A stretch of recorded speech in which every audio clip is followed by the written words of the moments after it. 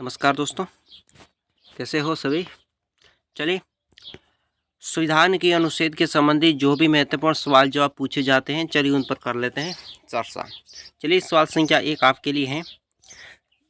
संविधान सभा द्वारा अंतिम रूप से पारित संविधान के कुल कितने अनुच्छेद हैं? सही जवाब होगा अनुच्छेद और अनुसूचियां हैं। यानी कि संविधान सभा है उसमें दोस्तों अंतिम रूप में दोस्तों जब पारित हुआ था उस समय का पूछा है। उस समय कितने अनुच्छेद और कितनी अनुसूचियां थी? तो उस समय 395 तो अनुच्छेद थे, 8 अनुसूचियां थी। ठीक है, अगला सवाल है आपके लिए। वर्तमान समय में भारतीय संविधान में गणना की दृष्टि से कुल कितने अनुच्छेद और अनुसूचियां थी? वर्तमान समय का पूछा है दोस्तों, भारतीय संविधान की गणना की दृष्टि से कितने अनुच्छेद और कितनी अनुसूचियां थी? तो वर्तमान में दोस्तों 395 अनुच्छेद, 12 अनुसूचियां। अनुसूचियां वर्तमान में कितनी है? 12। जब संविधान लागू हुआ तो उसमें 8 थी और उस समय अनुच्छेद कितने थे? 395। और वर्तमान में कितने हैं? 395। संविधान के अनुच्छेद 1 में भारत को क्या कहा है? भारत को दोस्तों राज्यों का संघ कहा है। क्या कहा है?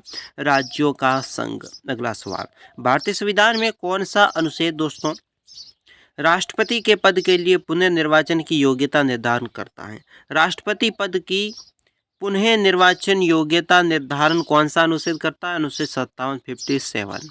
अगला सवाल है, भारतीय संविधान के किस अनुच्छेद में प्रेस की स्वतंत्रता दी गई है? प्रेस की स्वतंत्रता किस संविधान के किस अनुच्छेद में दी गई है? तो सही जवाब होगा अनुच्छेद के 19 के भाग 1 में। मौलिक अधिकारों के अंतर्गत कौन सा अनुच्छेद बच्चों के शोषण के संबंधित है? मौलिक अधिकार है दोस्तों, उसमें कौन सा अनुच्छेद बच्चों के शोषण के संबंधित है? तो अनुच्छेद 24 और 24। भारत के प्रत्येक नागरिकों का कर्तव्य होगा प्राकृतिक पर्यावरण का संरक्षण है सुधार। ये कथन भारतीय संविधान के किस अनुच्छेद के संदर्भ में है? याद रख लेना कि भारत के प्रत्येक नागरिकों का कर्तव्य होगा, इसमें एक अनुच्छेद है इसमें लिखा हुआ है कि प्राकृतिक पर्यावरण का संरक्षण एवं सुधार। ये भारत के संविधान में लिखा हुआ है कि भारत का प्रत्येक व्यक्ति भारत में प्राकृतिक पर्यावरण का संरक्षण और सुधार करेगा। ये लिखा हुआ है अनुच्छेद 48 के ए में। भारतीय संविधान के किस अनुच्छेद में मौलिक कर्तव्य पर चर्चा की गई है? मौलिक कर्तव्य दोस्तों है वो किस अनुच्छेद में है? अनुच्छेद 51 ए में। भारतीय संविधान के अंतर्गत कल्याणकारी राज्य की अवधारणा किस अनुच्छेद में वर्णित है? भारत में संविधान में कल्याणकारी राज्य की अवधारणा किसमें वर्णित है? तो ये है अनुच्छेद 39। भारत के संविधान के किस अनुच्छेद के अंतर्गत भारत के राष्ट्रपति पर महाभियोग चलाया जा सकता है? भारत के संविधान के कौन सा ऐसा अनुच्छेद है जिसमें भारत के राष्ट्रपति पर महाभियोग चलाया जा सकता है? सही जवाब होगा अनुच्छेद 61 में महाभियोग चलाया जा सकता है। भारत में भारतीय संविधान के किस अनुच्छेद में उपराष्ट्रपति पद का प्रावधान किया गया है? भारत के किस संविधान में भारतीय संविधान के किस 200 अनुच्छेद में भारत के उपराष्ट्रपति पद का प्रावधान किया गया है? ये किया गया अनुच्छेद 63 यानी अनुच्छेद 63 के अंदर। अगला सवाल है, कौन से अनुच्छेद संसद के दोनों अधिवेशन के 6 माह के अंतराल में अनिवार्यता उल्लेख करता है? संसद के दोनों सदन में किसके 20 महीने का अंतराल का अनिवार्यता रखता है? यह रखता है अनुच्छेद 85 यानी 85 को। अगला सवाल है, संविधान के किस अनुच्छेद के अंतर्गत राष्ट्रपति अध्यादेश जारी कर सकता है? संविधान के दोस्तों ऐसा कौन सा अनुच्छेद है जिसमें राष्ट्रपति अध्यादेश जारी कर सकता है? वो दोस्तों अनुच्छेद 123 के अंतर्गत राष्ट्रपति अध्यादेश जारी कर सकता है।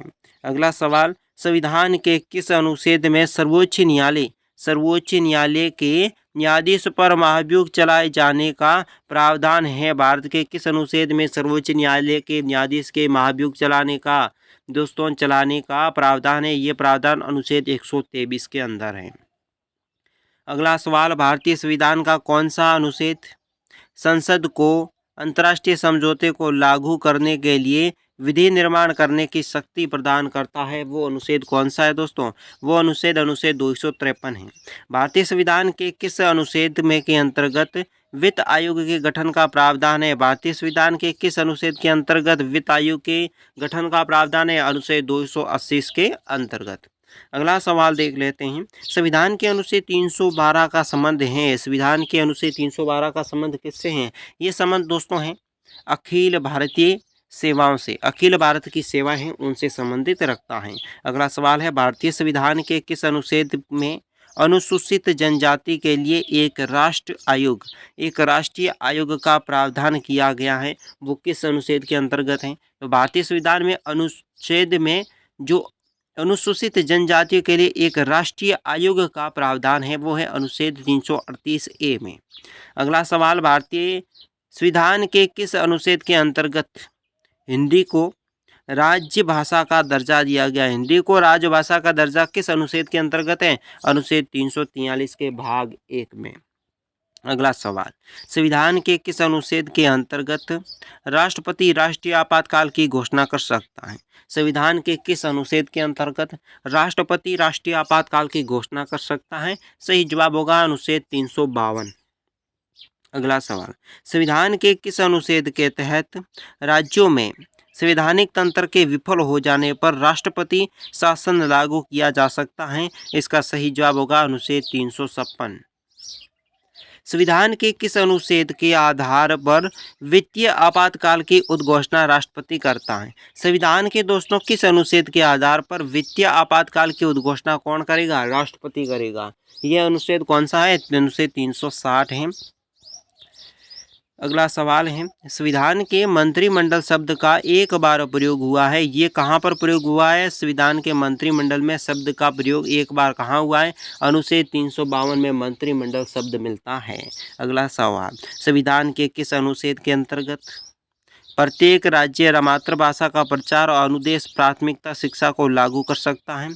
इसमें दोस्तों सही जवाब होगा अनुच्छेद 350 ए में। संविधान के किस अनुच्छेद में संविधान के संशोधन की प्रक्रिया का उल्लेख मिलता है? ये प्रक्रिया का उल्लेख अनुच्छेद 368 में मिलता है, 368 में। अगला सवाल, संविधान के किस अनुच्छेद में यह व्यवस्था की गई है कि प्रत्येक राज्य शिक्षा का प्राथमिक स्तर पर मातृभाषा में शिक्षा का प्राप्त सुविधा की व्यवस्था करने का प्रयास करेगा? यह अनुच्छेद 350 में है। समभारतीय संविधान के किस अनुच्छेद में विभिन्न राज्यों से संबंधित विशिष्ट प्रावधान का उल्लेख मिलता है? यह उल्लेख मिलेगा अनुच्छेद 371 में। अगला सवाल है, भारतीय संविधान के अनुच्छेद 17 में उपबंध किया गया है, क्या किया गया है? अस्पष्टता उन्मूलन का जो है इसमें मिलेगा। भारतीय संविधान के किस अनुच्छेद में राज्य सरकार द्वारा ग्राम पंचायत के गठन का निर्देश देता है? भारत का संविधान के दोस्तों ऐसा कौन सा अनुच्छेद है जिसमें राज्य सरकार में ग्राम पंचायत के गठन का निर्देश आपको मिलेगा? ग्राम पंचायत के गठन करने की प्रक्रिया मिलेगी, वो मिलेगी अनुच्छेद 40 में। अगला सवाल, भारतीय संविधान के किस अनुच्छेद में अनुसूचित जनजाति के लिए राष्ट्रीय आयोग का प्रावधान है? भारतीय संविधान के किस अनुच्छेद में अनुसूचित जाति है, अनुसूचित जनजाति के लिए राष्ट्रीय आयोग का प्रावधान मिलेगा? वो मिलेगा अनुच्छेद 338 के ए में। भारतीय संविधान के किस अनुच्छेद के अंतर्गत अखिल भारतीय सेवाओं का प्रावधान किया गया है? भारत के दोस्तों संविधान के किस अनुच्छेद के अंतर्गत अखिल भारतीय सेवाओं का प्रावधान किया गया? ये किया गया अनुच्छेद 312 में। अगला सवाल है, वित्त विधेयक के बारे में विशेष उपबंध किस अनुच्छेद के अंतर्गत किया गया है? वित्त विधेयक के बारे में विशेष उपबंध किस अनुच्छेद के अंतर्गत है? अनुच्छेद 117 में। अगला सवाल है, संसद को संविधान का अधिकार दिया गया है अनुच्छेद 368 में। अगला सवाल है, संविधान को किस अनुच्छेद के अंतर्गत लोक सेवा आयोग के सदस्यों को हटाया जा सकता है? संविधान के किस अनुच्छेद के अंतर्गत लोक सेवा आयोग के सदस्यों को हटा सकता है? अनुच्छेद 317 की। संविधान के किस अनुच्छेद में राज्यों द्वारा प्राथमिक शिक्षा मातृभाषा दिए जाने का प्रावधान मिलेगा? संविधान के किस अनुच्छेद में राज्यों द्वारा प्राथमिक शिक्षा मातृभाषा दिए जाने का प्रावधान मिलेगा? अनुच्छेद 350 के ए में।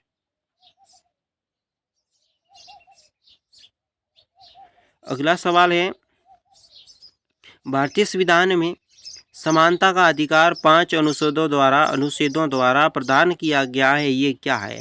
भारतीय संविधान में समानता के अधिकार के 5 अनुच्छेद हैं, जो कौन कौन से हैं? सब अनुच्छेद 14 से लेकर 18 तक। भारतीय संविधान के किस अनुच्छेद के अंतर्गत भारतीय सरकार का दायित्व है कि वह बाह्य आक्रमण, आंतरिक और अशांति से राज्यों की रक्षा करें? ये वर्णन आपको अनुच्छेद 352 में मिलेगा। भारतीय संविधान के किस अनुच्छेद में भारतीय नागरिकों के मूल कर्तव्य शामिल हैं? भारतीय नागरिकों के मूल कर्तव्य भारतीय संविधान के किस अनुच्छेद में शामिल हैं? सही जवाब होगा अनुच्छेद 51 के क में। तो दोस्तों आज की वीडियो में बस इतना ही। चैनल को करें सब्सक्राइब, वीडियो को लाइक, दोस्तों के साथ शेयर कर लें, कमेंट करें, फॉलो करें और हमारे चैनल को अधिक से अधिक सपोर्ट करें, ताकि हमारे चैनल के अधिक से अधिक सदस्य बढ़ाने में सहायता करें, ताकि लाइव लेसन में हम मिल सकें। धन्यवाद।